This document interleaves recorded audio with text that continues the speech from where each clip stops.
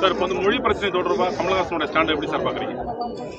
Kamal Haasan stand வந்து அது வந்து ஒரு திரையுலக நிகழ்ச்சி. முதல்ல அவர் எதுக்காக அப்படி சொன்னார்ன்னு எனக்கு தெரியல. ரெண்டாவது, தமிழ் வந்து ஒரு மூத்த மொழி, இல்லைன்னு சொல்லலை. ஆனால் தமிழிலிருந்து வந்ததுக்கான ஆதாரம் அவர்கிட்ட இருக்கான்னு சொல்லி நான் ஆராய்ச்சியாளரும் இல்லைன்னு சொல்லிட்டார். I am not a historian சொல்கிறார். அப்படி இருக்கும்போது அந்த கருத்தை பதிவு செய்வதற்கு காரணம் புரியல.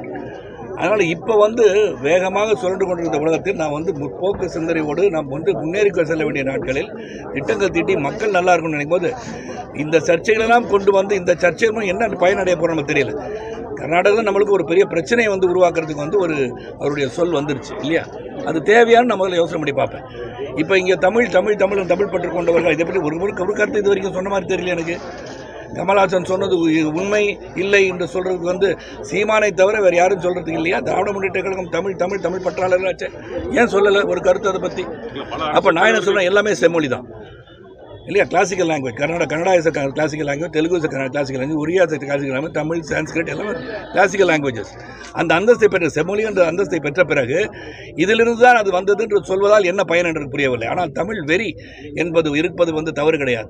ஆனால் பிற மொழி இதிலிருந்து தான் வந்தது என்று சொல்வதற்கு ஆராய்ச்சியாளர்கள் சொல்ல வேண்டும். அது இருக்கான்னு முதல்ல பார்த்துட்டு சொல்லணும். நம்ம வந்து மூத்த மொழி தான் நான் இல்லை நான் சொல்ல 4000 ஆண்டுகள் 5000 ஆண்டுகள், சீமான் 50000 ஆண்டுகள்னு சொல்லிட்டார். ஸோ அப்படிலாம் இருக்கும்போது இருக்கலாம், எங்கேருந்து வந்ததுன்னு சொல்ல முடியுமா?